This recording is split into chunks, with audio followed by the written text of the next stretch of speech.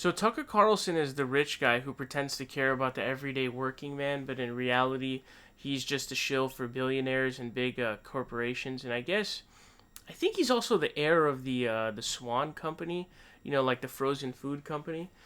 So I think he's pretty rich off that alone. But he definitely makes a lot of money off of Fox News for sure. And what's really interesting is apparently he was caught giving speeches to Wall Street as he was criticizing Obama for. And obviously, even if he wasn't criticizing Obama for, it would be a sort of massive exposure of what his real political beliefs are. So this article was written by David Sirota. It says Tucker Carlson and media elites cozy up to private equity moguls.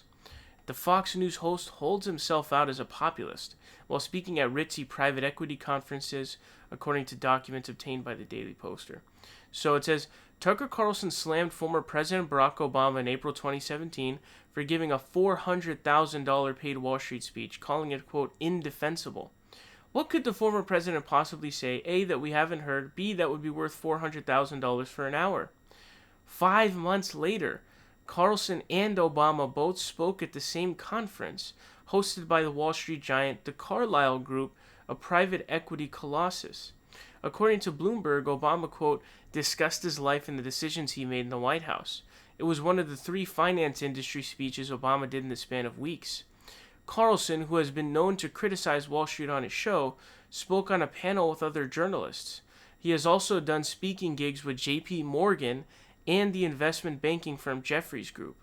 Carlson bills more than $70,000 per appearance, according to his profile of the Washington Speaker's Bureau.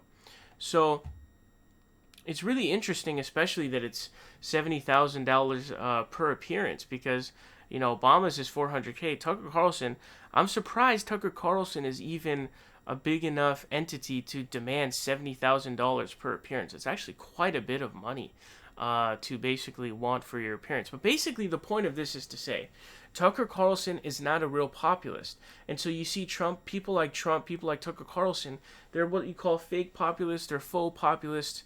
They're not real populists. And so what they do is they pretend to care about the working man. And then when you actually hear what they have to say, they're talking about deregulation, lowering wages, policies that will lead to further monopolies. It just simply is not the case that Tucker Carlson is actually anti-populist. Now, I don't know if he's doing it for a shtick. It's definitely a very popular shtick for him. He's very, very popular. But, he might run in 2024 in the Republican primary. And honestly, I wouldn't be super shocked if he were to win that primary. I wouldn't be super shocked at all. He would be kind of continuing that faux populist ideology, faux populist rhetoric that Donald Trump kind of started. And he would be sort of taking the torch and running with it. But do not be mistaken. Tucker Carlson is extremely wealthy himself. But he is not a real populist. He does not care about working people. And so when you see, Tucker Carlson criticizing Obama, which it is right to criticize Obama for those dumb Wall Street speeches, but he's just a massive hypocrite, dude. He's a massive hypocrite. Sagar Enjeti, Tucker Carlson's protege. He is not a real populist.